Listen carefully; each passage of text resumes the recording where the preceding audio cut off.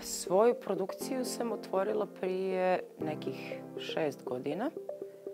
To je otvaranje produkcije u stvari prvi korak ka osamostaljivanju u smislu da ti stvarno vjeruješ da možeš da se baviš ovim poslom, da to nije preveliki zalogaj za tebe, jer opet govorimo o kontekstu, odakle potičeš, šta je ono što je tvoja poleđina, šta je ono što je tvoje materijalno prethodno stanje, koliko ti zapravo prostora imaš da uđeš u rizik i da li taj rizik može neko da pokrije ili je sva tvoja odgovornost na tebi. Ne znam, ja na početku sam toliko bila željna da radim i onda sam grabila što više. I negdje taj strah koji sam osjećala koji dolazi iz nesigurnosti, naravno nisam bila iskusna u poslu, nekako sam pokušavala samo da ga gurnem u petu i da guram. Znači skačem i onda kao kad prođe, kao onda ćemo razmišljati kako je bilo. Kad produkciju doživljavaš kao nešto što je koncept biznis. Ja je nikad nisam doživjela kao biznis koncept. Ja sam to doživjela kao svoj poziv, a preduzeće ili produkciju, firmu sam doživjela kao kanal da bih došla do pojedinih projekata. Ali nikad nisam imala viziju o tome da je to nešto čime ja u stvari želim zauvijek da se bavim i nešto u čemu ću, neka firma u kojoj ću ja biti zaposlena i od toga primati platu. Mislim da mi je taj autokorektor koji se mi malo u svojoj glavi pravio jako velike probleme u tom momentu. Još plus sama radim, pokušavam da napravim nešto. I od mase stvari sam odustajala zbog toga na početku. I smatram da sam jako rano firmu otvorila. Isto sam bila dijete. I onda sam morala da je zatvorim. Imala sam jako velike ambicije u jednom momentu. Ali prosto nisam mogla sama to da radim. Prvi poslovni izazov mi je bio da uđem u učionicu sa 22 godine i da pređem s druge strane klupe sa sviješću o tome šta sve ne znam.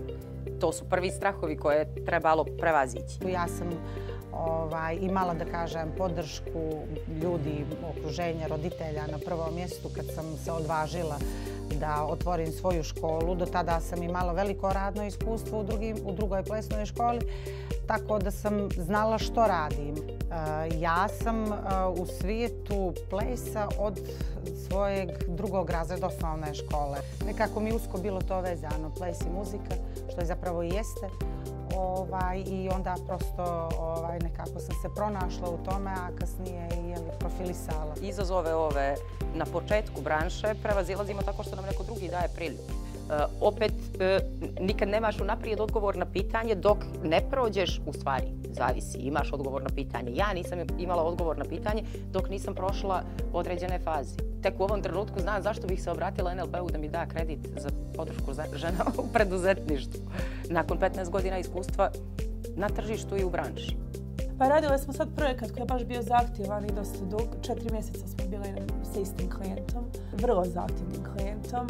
I mislim da smo tu naučili više lekcije nego koje smo naučili kroz cijeli proces studiranja i karijere prije toga. Ja pregorim u jednom projektu i pomislim neću nikad više ovim da se bavim, ovo je volja profesija, ali onda jedva čekam da počnem sljedeći. I to je ta jedna vrsta kao bolest zavisnosti. Jednom je jedan mudri čovjek rekao da je i zaljubljivanje bolest zavisnosti. Mogu to slobodno da kažem i za produkciju. Imali smo i to, znaš, pa pođe jedna na plaću na jedno mjesto, druga na drugo, pa se vratimo i nastavimo, tako da sve to okej. Samo je bitno onoj osobi koja je malo više pregorala dati prostora da se vrati. To je najbitnije. I umjeti slušati.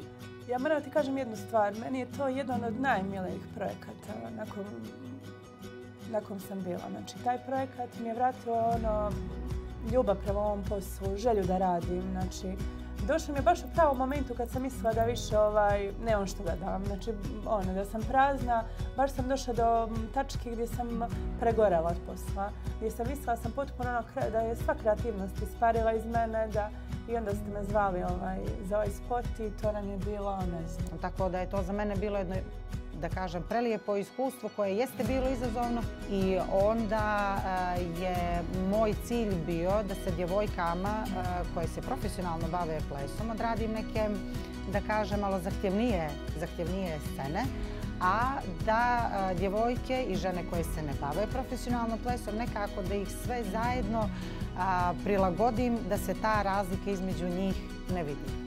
Pritom imamo Matiju i Jelenu koji su toliko kreativni, koji imaju toliko ideja da smo mi njih negdje morali da smirujemo. Kao, ne to se nikad nije dešavalo. To se nikad nije desilo. Znači, toliko sam uživala da je to baš sam vam zahvalna na ovom projektu. Baš. Stvarno je bio jedan od zabavnijih projekata na koji smo radili. I sa strane kostima i sa strane generalno sve kad se sklopi. Stvarno je bilo iskustvo koje nam je trebalo. Teško je maštu spakovati u budžet. Pogotovo kad se ne radi iz tog ugla da nekome date priliku da mašta do beskraja, a onda vi vidite koji je to u stvari beskrajni budžet koji bi trebalo tu maštu da isfinansira. I kad naknadno maštamo u okvirima, to je ono što nam daje jedino ograničenje.